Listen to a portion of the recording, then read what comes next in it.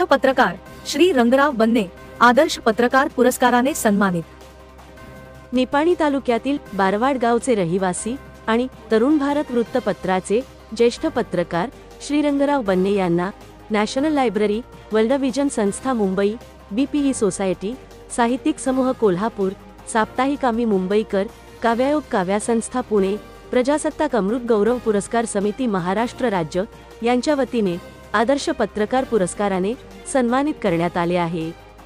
गेली 36 वर्षापासून श्री रंगराव बन्ने यांनी पत्रकारिता क्षेत्रामध्ये आपली कामगिरी बजावली असून सीमाभागमधील जनतेचे प्रश्न सोडवण्यासाठी अनेक समस्या आणि घडामोडींना आपल्या लेखणीमधून समाजापुढे मांडले आहे। याचबरोबर त्यांनी साहित्य क्षेत्रामध्ये उल्लेखनीय कामगिरी करीत आतापर्यंत 8 पुस्तकांचे प्रकाशन केले आहे।